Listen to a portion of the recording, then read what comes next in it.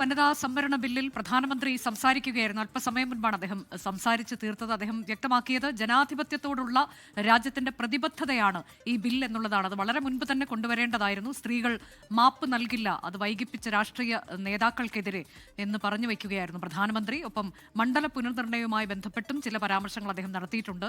PR Aravind വിവരങ്ങളുമായുണ്ട്. Aravind, ഇതിൽ സംസ്ഥാനങ്ങൾക്ക് ആശങ്ക വേണ്ടതില്ല എന്നാണല്ലോ അദ്ദേഹം വ്യക്തമാക്കിയത്. ഒപ്പം ചോദ്യങ്ങൾക്കൊക്കെ മറുപടി ഉണ്ടാകും എന്ന് പറയുകയാണ്. നേരത്തെ ഉണ്ടായിരുന്ന അനുപാതം എത്രയോ അതേ രീതിയിൽ തന്നെ തുടരും എന്നുകൂടി പറയുമ്പോൾ എന്താണ് അദ്ദേഹം ഉദ്ദേശിക്കുന്നത്? അദ്ദേഹം എന്തെങ്കിലും തരത്തിലൊക്കെ വിശദീകരണങ്ങൾ നൽകുന്നുണ്ടോ?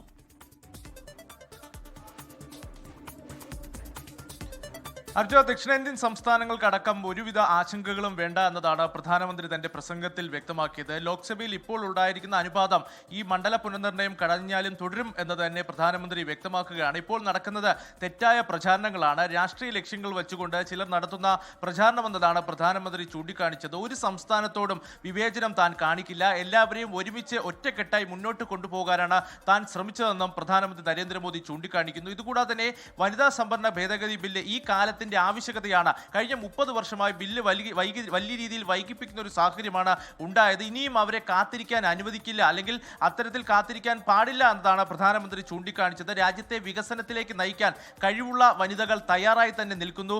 ഇത്തരത്തിൽ പഞ്ചായത്തിൽ ഇപ്പോൾ വനിതാ സംവരണം നടപ്പിലാക്കുന്നുണ്ട്. എന്തുകൊണ്ട് പാർലമെന്റിൽ നടപ്പിലാക്കിക്കൂടാ എന്നതാണ് പ്രധാനമന്ത്രി ഇപ്പോൾ ഉന്നയിച്ചിരിക്കുന്നത്. ഇതുകൂടാതെ തന്നെ ബില്ലിനെ എതിർക്കുന്നവർക്ക് വലിയ വില നൽകേണ്ടി വരും. കാരണം രാജ്യത്തെ സ്ത്രീകളടക്കം ഇത് നോക്കിക്കാണുന്നു എന്നതാണ് പ്രധാനമന്ത്രി ചൂണ്ടിക്കാണിച്ചിരിക്കുന്നത്. ബില്ലിൽ മേലുള്ള ചർച്ചകൾ പുരോഗമിക്കുന്നു. പ്രതിപക്ഷത്തിന്റെ സംശയങ്ങൾക്ക് കേന്ദ്ര ആഭ്യന്തരമന്ത്രി മറുപടി നൽകുമെന്നും പ്രധാനമന്ത്രി അറിയിച്ചിട്ടുണ്ട്.